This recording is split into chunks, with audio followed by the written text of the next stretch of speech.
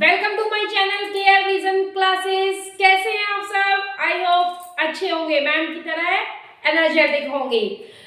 आज हम पढ़ेंगे कॉम्बिनेशन ऑफ रेजिस्टेंस। रेजिस्टेंस क्या होती है? Property of conductor. तो रेजिस्टेंस के टॉपिक को पढ़ने से पहले एक ही इंफॉर्मेशन, चैनल को लाइक शेयर सब्सक्राइब कीजिए।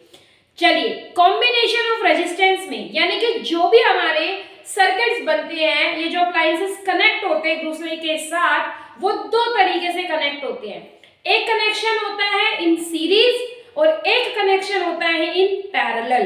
ठीक है, इन सीरीज के लिए जब हम अपने बल्ब्स को या किसी भी कंडक्टर को इस तरीके से एक ही लाइन में कनेक्ट करते हैं, जैसे ट्रेन के डब्बे सीरीज में जुड़े हुए हैं, है ना, तो वो सब क्या है? Series combination.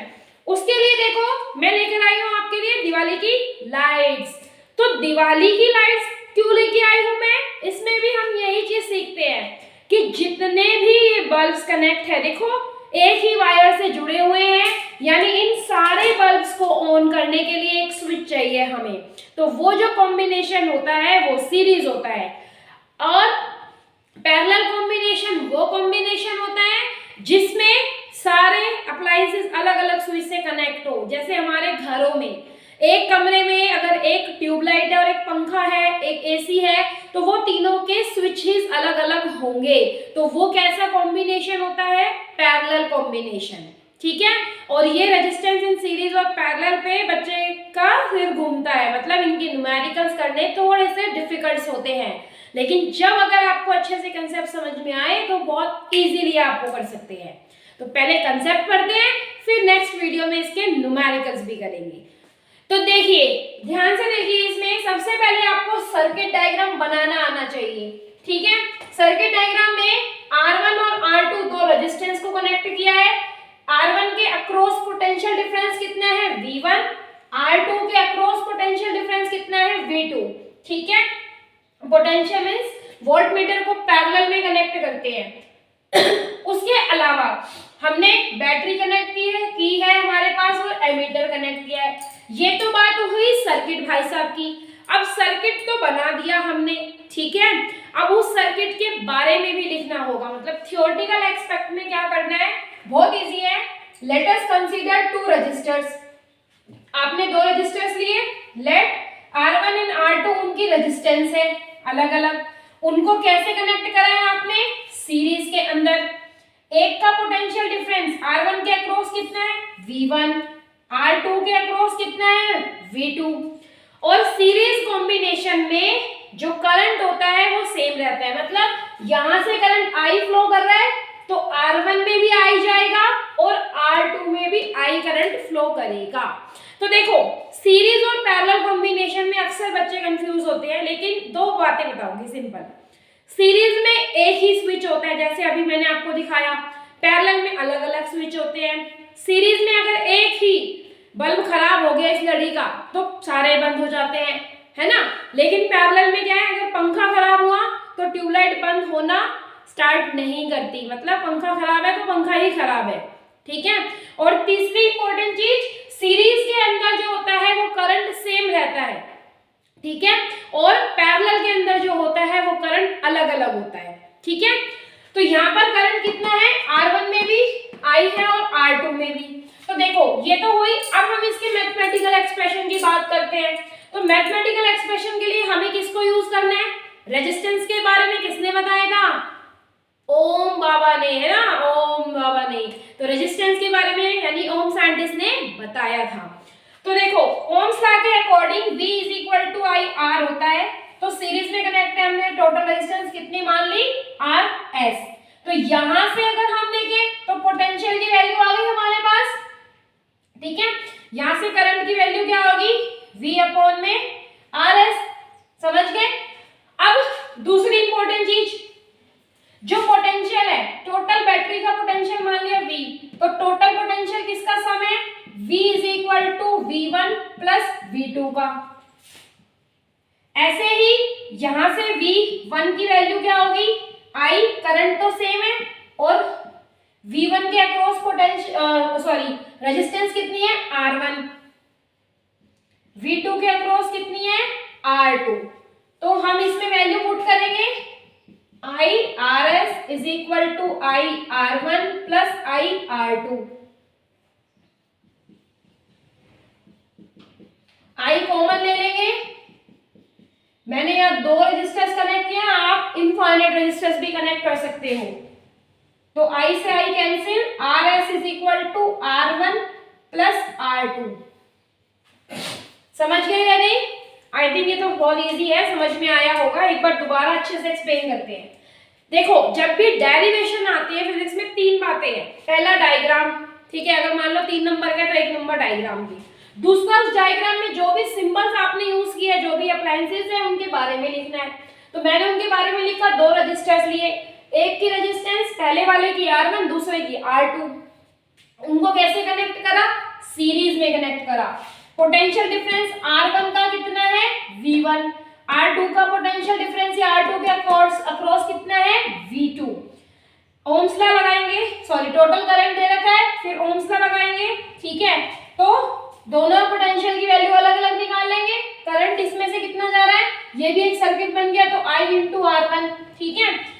यहाँ पे रखने के बाद हम देख रहे हैं भाई टोटल पोटेंशियल किसका सम है? इन दोनों पोटेंशियल का। यहाँ पे इसकी वैल्यू रख के हमने मैथमेटिकली सॉल्व कर लिया है। तो टोटल रेजिस्टेंस को हम यहाँ पर हम बोलते हैं इसे इक्विवेलेंट रेजिस्टेंस या फिर टोटल रेजिस्टेंस। तो एक चीज देखो, total resistance in series is equal to sum of individual resistance. Series में टोटल रेजिस्टेंस क्या होती है? इंडिविजुअल रेजिस्टेंस का सम होती है। और टोटल रेजिस्टेंस जो होगी वो इंडिविजुअल रेजिस्टेंस से ज्यादा भी होगी। कैसे होगी? फॉर एग्जांपल, मैंने इसकी वैल्यू मान ली 5 ओम और इसकी वैल्यू मान ली मैंने 10 ओम।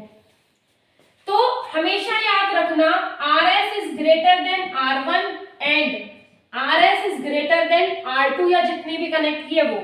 तो अगर आपको सिंपल निकालनी है तो RS क्या है? R1 plus R2। तो कितनी हो गई ये? 5 प्लस 10 15 ओम। तो 15 जो है वो किसकी वैल्यू है? RS की। RS R1 से बड़ा है, 15 5 से बड़ा है और 15 10 से भी बड़ा है।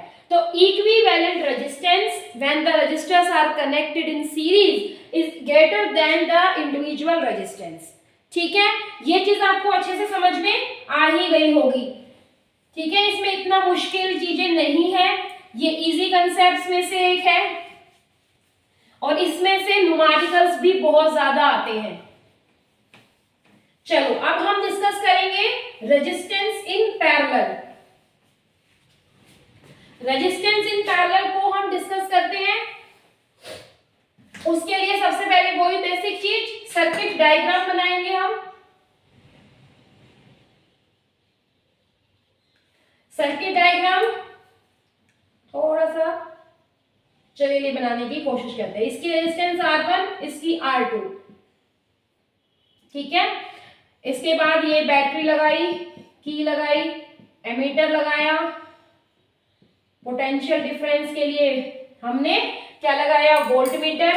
टोटल करंट I फ्लो कर रहा है, नाम लिख देना आप उसे, मतलब लेबल कर लेना, उससे मार्क्स डिडक्ट नहीं होते हैं।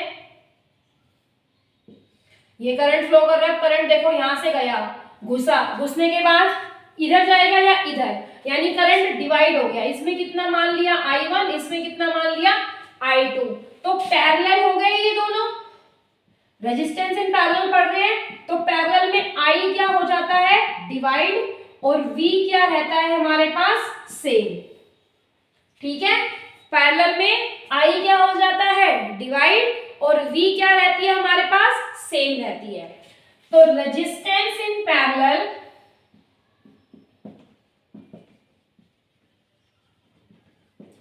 फिर से वही, लेट अस कंसीडर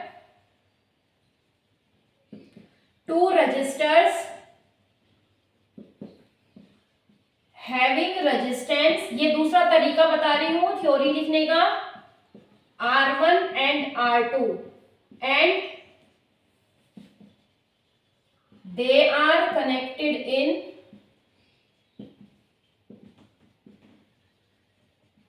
पैरेलल, वो पैरेलल में कनेक्ट हो जाते हैं। ठीक है, पैरेलल में हमने उनको कनेक्ट कर लिया, तो पैरेलल में कनेक्ट किया तो उसके अलावा let I1 is equal to current flowing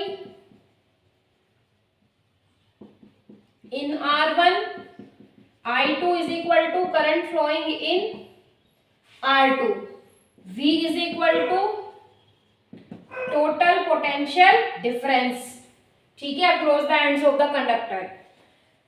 और बाय अप्लाइंग ओम्स लॉ, देखो मैं जल्दी नहीं पढ़ा रही हूँ, कई बच्चों को लगता है कि मैम स्पीडली पढ़ा रहे हैं, आप देख सकते हो आराम से एक्सप्लेनेशन है। ये पार्ट हम पहले कर चुके हैं, मतलब सीरीज और पैरेलल में थोड़े बहुत चेंजेस है वो मैं आपको बता दिए हैं। ओम्स लॉ लगाइए, V is equal to I of RP, total है मतलब पैरेलल के लिए RP का सिंबल हमने यूज किया। अब देखो इसमें कौन सी चीज डिवाइड या चेंज हो रही है, आपके पास करंट, तो करंट जो हो रहा है वो चेंज हो रहा है, total current is equal to V upon में R ऑफ P। ऐसे ही I1 करंट है R1 में और I2 करंट है R2 में। करंट क्या है, I1 और I2, यहां से I1 बाहर निकलेगा, यहां से I2, दोनों मिलकर फिर से क्या बना देंगे I, तो total current I is the sum of two currents. I की वैल्यू क्या है, V अपॉन में RP, ऐसे ही I1 और I2 की वैल्यू रखेंगे, V कॉमन ले लेंगे तो हमारे पास बचेगा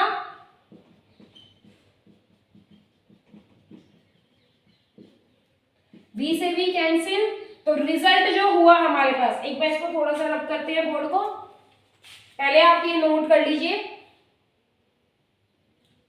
आई होप आपने नोट कर लिया होगा। चलो इस पॉइंट को मिटाते हैं,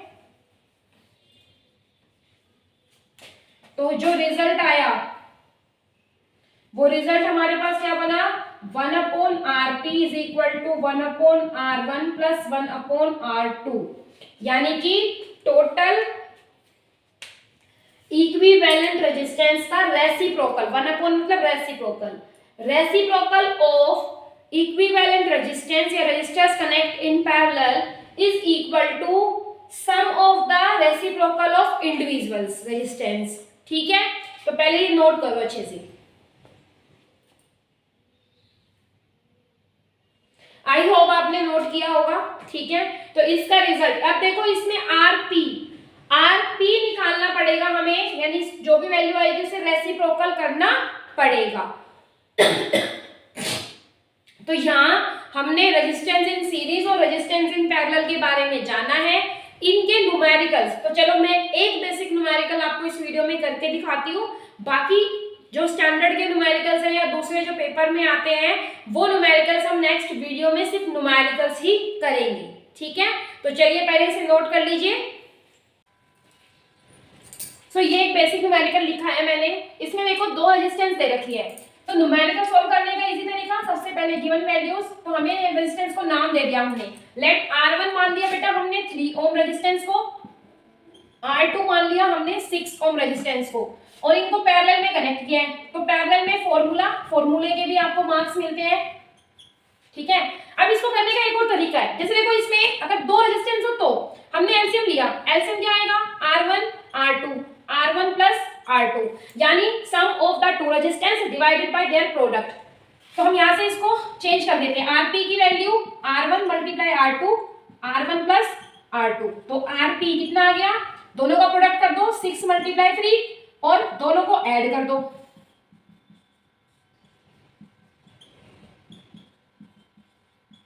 देखो कितना इजी तरीके से हो गया। मैम ये तो इजी है ना, दूसरे न्यूमेरिकल टफ होते हैं, हाँ होते हैं टफ, लेकिन उनको सीखोगे तो जल्दी सीख जाओगे आप। ठीक है, तो ये न्यूमेरिकल मैंने आपको कराया है बेसिक, और चैनल को लाइक शेयर सब्सक्राइब कीजिए, हमारे साथ जुड़े रहिए। नमस्ते।